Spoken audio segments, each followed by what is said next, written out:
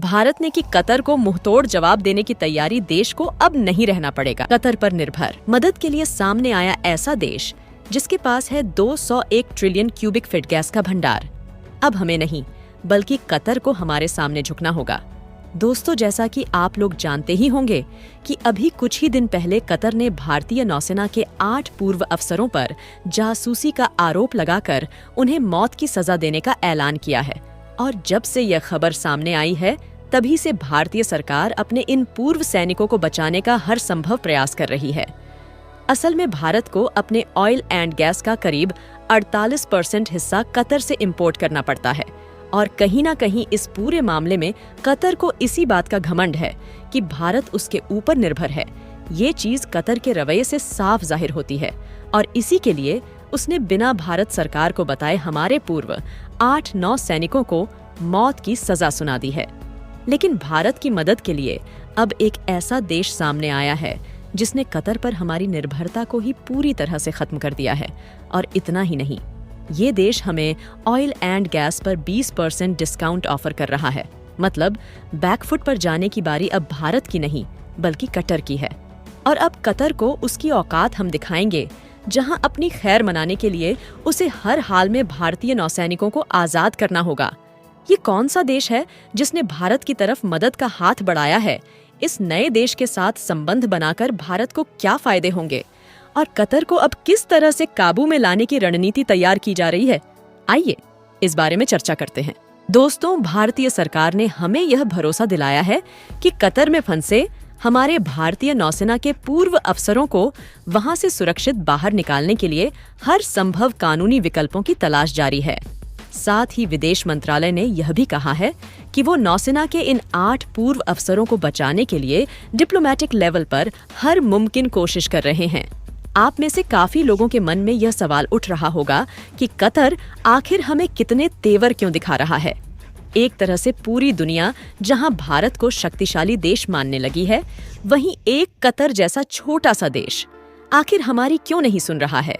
जो लोग नहीं जानते उन्हें यह बता दें कि जब कतर द्वारा भारत के पूर्व 8-9 सैनिकों को मौत की सजा सुनाए जाने की खबर आ रही है और तभी से भारतीय सरकार कतरी गवर्नमेंट से बातचीत और समझौता करने के लिए कांटेक्ट करने की कोशिश कर रही है। लेकिन कतर इस मामले में बिल्कुल भी समझौता करने के मूड में नहीं है। यहाँ तक कि उसने भारत को ऑफिशियली ये बताना भी जरूरी नहीं समझा कि हमारी नेवी के 8 पूर्व नौसैनिकों को मौत की सजा देने वाले हैं। इन सैनिकों पर आरोप क्या लगे हैं और इन आरोपों को किन सबूतों के दम पर साबित किया गया है, इसको लेकर भी कतर खुलकर कोई जानकारी नहीं दे रहा है। कतर के इन तीखे तेवरों का कारण यह है कि हमारा देश यानी भारत अपनी गैस की जरूरत का एक बहुत बड़ा हिस्सा कतर से इंपोर्ट करता है। यानी हम लोग गैस के लिए कतर पर निर्भर करते हैं और इसी का वो गलत फायदा उठा रहा है। असल में कतर के पास दुनिया का सबसे बड़ा गैस भंडार है। ऐसे में सिर्फ भारत ही नहीं बल्कि दुनिया के भी और बहुत सारे देश प्राकृतिक संसाधन के लिए कतर पर ही निर्भर करते हैं। यह गैस व तेल ही कतर की कमाई का मुख्य जरिया है।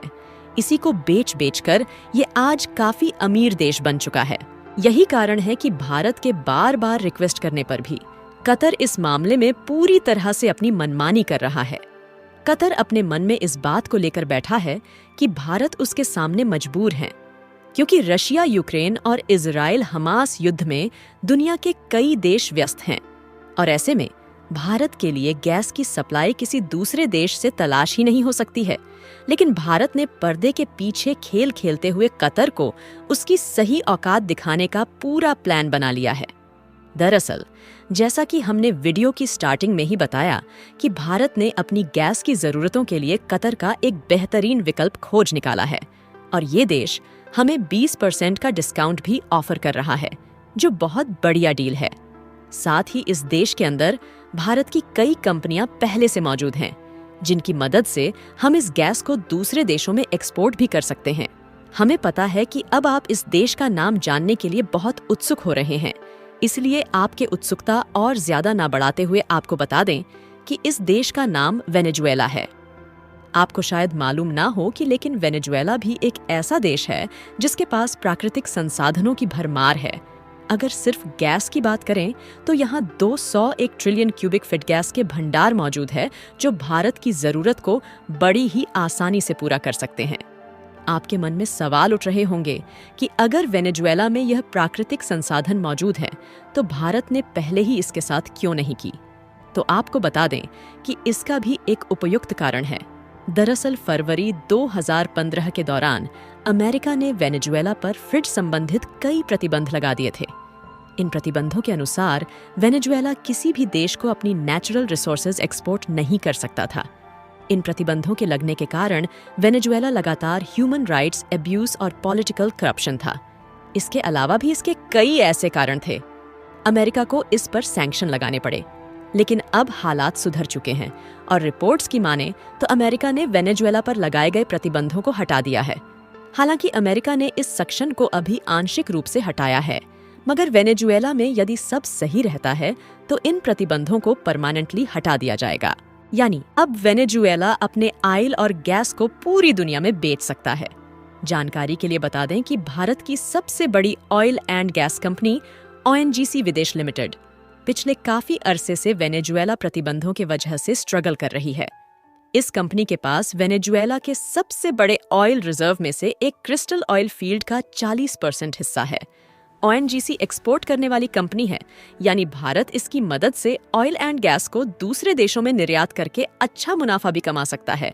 साथ ही कंपनी के $500 मिलियन जो वेनेजुएला में काफी लंबे समय से फंसे हुए हैं, उनको भी ये रिकर्व कर पाएगी।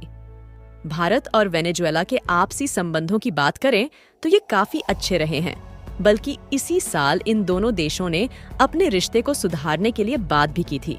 असल में भारत वेनेजुएला में मुख्यतः चावल और दवाइयां एक्सपोर्ट करता है, और अब क्योंकि अमेरिका ने प्रतिबंध हटाकर भारत के लिए नया अवसर के दरवाजे खोल दिए हैं, ऐसे में इंडिया अब वेनेजुएला के साथ सिर्फ निर्यात ही नहीं, आयात भी जल्दी ही शुरू कर सकता है।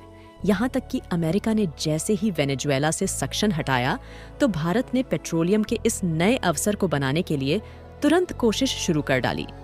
असल में भारत के ऑयल मिनिस्टर हरदीप सिंह पुरी की तरफ से ये कहा गया कि देश वेनेजुएला के ऑयल की तरफ रुख कर सकता है अगर ये सस्ते में मिलता है तो। यानी अगर हम सब कुछ सही देखें तो पेट्रोलियम और गैस के लिए हमें कतर पर अपनी निर्भरता खत्म करनी ही होगी, और हम कर सकते हैं। और ऐसा होने पर हम कतर के साथ ज्यादा बेहतर ढंग से नेगोशिएट कर पाएंगे, क्योंकि फिर कतर के पास हमें दबाने का कोई पॉइंट नहीं रहेगा। यहाँ तक कि दुनिया के कुछ देशों को अपने साथ मिलकर हम कतर की फाइनेंशियल पाइपलाइन भी काट सकते हैं, क्योंकि कतर को अपनी GDP का 70% हिस्से से भी ज्यादा ऑयल एंड गैस को बेचकर ही प्राप्त होता है। साथियों, पिछले साल जब रूस यूक्रेन युद्ध शुरू हुआ था तो अमेरिका समेत का यूरोपीय देशों ने रूस पर सैंक्शंस लगा दिए थे और उसके साथ अपना सारा ट्रेड खत्म कर दिया था। जानते थे इसका बड़ा फायदा किसे हुआ? कतर को, क्योंकि जो यूरोपीय देश पहले रूस से ऑयल एंड गैस खरीदते थे, उन सभी ने कतर के साथ डील कर ली और यह डील 28 साल तक के लिए साइन की गई। यानी कि कई देशों ने कतर से 28 साल तक लगातार ऑयल एंड गैस खरीदना स्वीकार कर दिया। इन्हीं डील्स की बदौलत कतर को लगा कि आने वाले 28 साल उसे किसी तरह की फाइनेंशियल प्रॉब्लम नहीं होने वाली है और इतने समय में वह खुद को दुनिया का ताकतवर देश बना लेगा। लेकिन कतर को यह मालूम नहीं था कि अमेरिका लगातार इसका विकल्प खोजने में लगा हुआ है, और जब कतर ने भारतीय नौसैनिकों के साथ जो शुरू किया उससे उसकी उल्टी गिनती शुरू हो गई है, क्योंकि भारत न सिर्फ खुद वेनेजुएला से ऑयल एंड गैस इंपोर्ट करेगा, बल्कि जिन यूरोपीय देशों को कतर अपना ऑयल सप्लाई करता है उन्हें भी भारत वेनेजुएला के सस्ते ऑयल सप्लाई करेगा। यानी भारत अब कतर का खेल पूरी तरह से बिगाड़ सकता है। इन सब चीजों से कतर भी अच्छी तरह अवगत है। वह जानता है कि अगर भारत को ज्यादा नाराज किया तो यह उसकी GDP के लिए बहुत बुरा हो सकता है, क्योंकि उसके पास ऑयल एंड गैस के अलावा कोई और ऐसा साधन नहीं है जिससे वह देश चला सके। तो भारत के पास ये बहुत अच्छा मौका है कि वह अपने नौसेना को छुड़ाने के लिए कतर के साथ कोई समझौता या डील कर सकता है। ऐसे में देखने वाली बात यह होगी कि आप भारतीय सरकार का अगला कदम क्या होता है। वैसे आपको क्या लगता है, भारत अपने पूर्व नौसैनिकों को कतर से छुड़ा पाएगा या नहीं? कमेंट करके जवाब जरूर दें। बाकी दोस्तों, हमारी आज की वीडियो में बस इतना ही था। वीडियो अच्छी लगी हो तो इसे लाइक और शेयर जरूर करना। और अगर आप हमारे चैनल पर पहली बार आए हैं तो ऐसी ही इंफॉर्मेटिव वीडियो देखने के लिए चैनल को सब्सक्राइब जरूर कर ले। धन्यवाद। जय हिंद, जय भारत।